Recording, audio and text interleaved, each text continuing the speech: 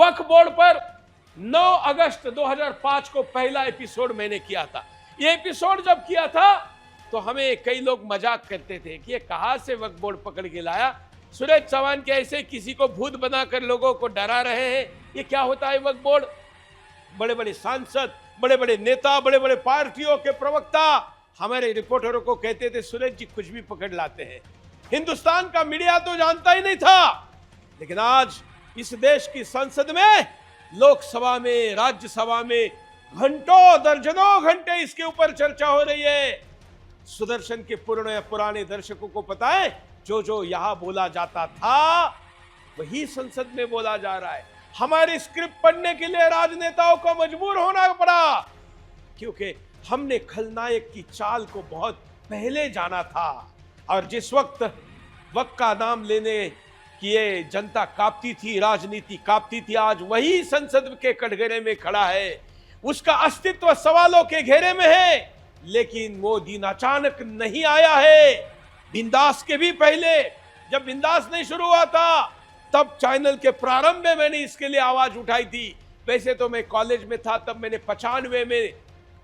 1995 में पहली बार इसके ऊपर आवाज उठाई थी। लेकिन पिछले 21 वर्षों में चैनल में 200 से ज्यादा एपिसोड, बिंदास बोल, जागो, रणक्षेत्र, सवाल, कई कार्यक्रमों में हमने इसको उठाया।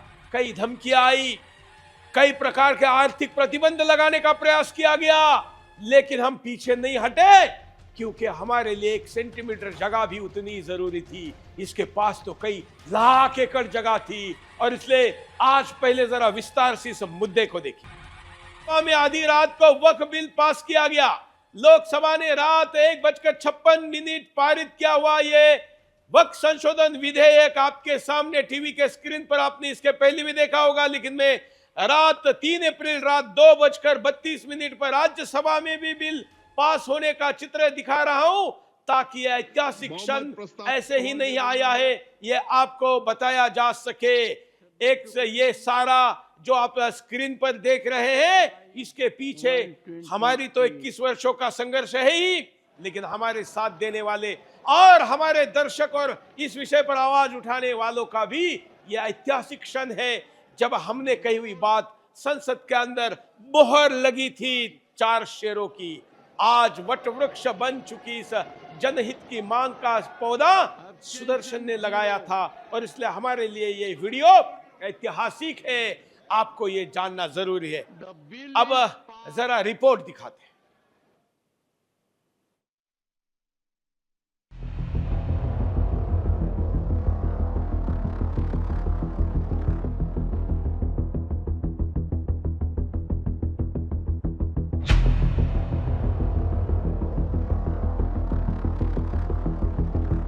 वक्फ विधेयक पर संसद ने अपनी मुहर लगा दी है। लोकसभा के बाद राज्यसभा में भी 3 अप्रैल यानी गुरुवार को 12 घंटे से अधिक चली मैराथन बहस के बाद इसे पारित कर दिया गया। विधेयक के समर्थन में 128 और विरोध में 95 वोट पड़े। अब राष्ट्रपति की मंजूरी के बाद ये कानून बनेगा। देश की जनता इस दंश से मुक्ति पाने के लिए टकटकी लगाए संसद भवन की तरफ देख रही है।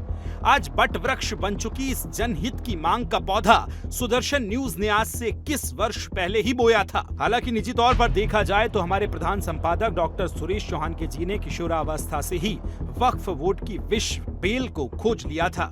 साल 1995 में ही उन्होंने इस बिल को देश व धर्म विरोधी बताते हुए इसे खत्म करने का अभियान छेड़ दिया था, लगभग 21 वर्ष पहले।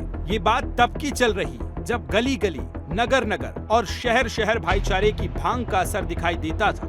मुगल आक्रांताओं का महिमा मंडन, मुख्तार और अतीक जैसे दरिंदों को रॉबिन हुड आदि कहकर बुलाया जाता था। कहीं भी हिंदू धर्म का नाम लेते ही सांप्रदायिक और दंगाई जैसी पदवियां मिलने लगती थी। वक्फ बोर्ड की बात करना तो दूर, इसे कोई जानता भी नहीं था। थोड़ी बहुत जानकारी के तौर पर यह अफवाह थी कि वक्फ बोर्ड मुसलमानों के हक की आवाज है, वगैरह वगैरह। तब सुरेश चौहान के जी ने संकल्प लिया कि वो बहाई जा रही धारा के विपरीत तैरकर झूठ के समुद्र में डूब रहे लोगों को बाहर निकालेंगे। न टीआरपी की चिंता और न ही किसी का डर। 2005 से ही हमने भारत में हिंदुओं के खिलाफ चल रही साजिशों को बेनकाब करना शुरू कर दिया। इन साजिशों में से एक लैंड जिहाद भी था। तभी हमने पहली बार बता दिया था कि लैंड जिहाद वो दानव है जिसकी आत्मा दूर बैठे वक्फ बोर्ड नाम के तोते से बसती है। 2005 से शुरू हुए इस अभियान में वक्फ बोर्ड और लैंड जिहाद के खिलाफ हमने मूवमेंट चलाई।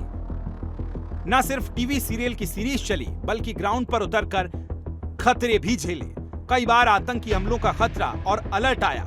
आए दिन फोन और सोशल मीडिया से प्राण घातक धमकियां मिली। तुष्टीकरण की तत्काल नीति से संचालित शासन का गुलाम प्रशासन भी इन धमकियों पर हमें ही धमकाने की चेष्टा करता रहा, लेकिन उसमें से कोई भी हमारा मनोबल नहीं तोड़ पाया। हम अविचलित होकर अपने मार्ग पर बढ़ते रहे। जिस रास्ते पर सुदर्शन न्यूज चल रहा था वो बेहद सुनसान था। कोई भी और हमारे साथ नहीं खड़ा दिख रहा था। रास्ते में अंधेरा भी था।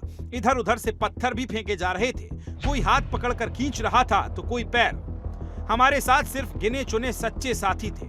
इसके अलावा हमारा पुरुषार्थ, वक्फ भले ही दिन रात कितना भी भले भूले, किसी को भी लूटे मारे, पर उसके खिलाफ आवाज उठाने वाला अतृप्त ही सूख जाए। वही रामायण वाली लाइन, रावण रथी विरथ रघुबीरा, अधम के प्रतीक रथ पर सवार थे, धर्म के स्वरूप श्री राम पैदल ही। हमको जब धमकियों से नहीं रोक पाए तो हमारे आगे खड़ी की गई काल नेमियों की फौज। काल नेमी इसलिए क्योंकि उनके नाम सुनकर आपको हिंदू होने का एहसास होगा, पर काम सिर्फ और सिर्फ हिंदुत्व पर प्रहार करना। काल नेमियों में alt news, the print, the Quint, the wire आदि प्रमुख रहे।